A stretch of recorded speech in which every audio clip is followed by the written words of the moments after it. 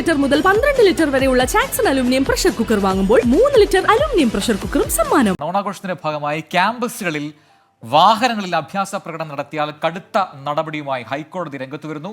വാഹനങ്ങൾ കസ്റ്റഡിയിലെടുക്കാൻ നിർദ്ദേശം നൽകിയ കോടതി വാഹനങ്ങൾക്ക് മുകളിലിരുന്ന് യാത്ര ചെയ്യുന്നവരെ കണ്ടെത്തണം എന്നും നിർദ്ദേശിച്ചിട്ടുണ്ട്. ക്യാമ്പസുകളിൽ ഇത്തരം അഭ്യാസ പ്രകടനങ്ങൾ നടക്കുന്നില്ല എന്ന് ഉറപ്പുവരുത്താൻ DGPക്കും ഗതാഗത കമ്മീഷണർക്കും കോടതി നിർദ്ദേശവും നൽകിയിട്ടുണ്ട്. ജാഗ്രത ഡിയർ സ്റ്റുഡൻസ്.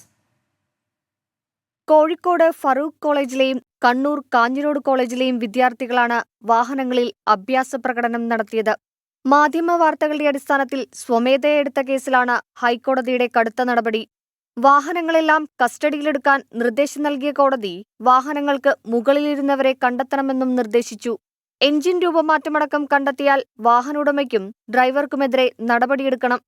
അനധികൃതമായി ഓരോ ലൈറ്റുകൾ ഘടിപ്പിച്ചതിനും 5000 രൂപ പിഴയീടാക്കണമെന്നും കോടതി നിർദ്ദേശിച്ചു. ഈ മാസം 27-ന് ഗതാഗത കമ്മീഷണർ റിപ്പോർട്ട് സമർപ്പിക്കണം.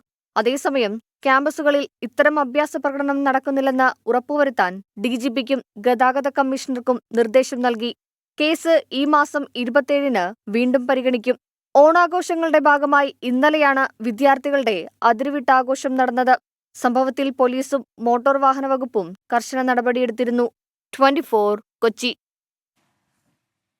അപ്പോൾ ഇനിയും ക്യാമ്പസുകളിൽ ഓണാഘോഷിക്കുമ്പോൾ, ഓണമല്ല മറ്റേത് ആഘോഷമാണെങ്കിലും പരിധി വിടാതിരിക്കാൻ നിങ്ങൾ പ്രത്യേകം ശ്രദ്ധിക്കണം, ജാഗ്രത പുലർത്തണമെന്നാണ് നമുക്കും പറയാനുള്ളത്. ആ കമൻസിലേക്ക് വന്നു കഴിഞ്ഞാൽ അബ്ദുൽ ഗഫൂർ പ്രജൻ പ്രവിത സുഖമെന്ന് കരുതുന്നു. ഞാൻ എപ്പോഴും ന്യൂസ് ചാനൽ മാറി മാറി കാണുന്നയാളാണ്.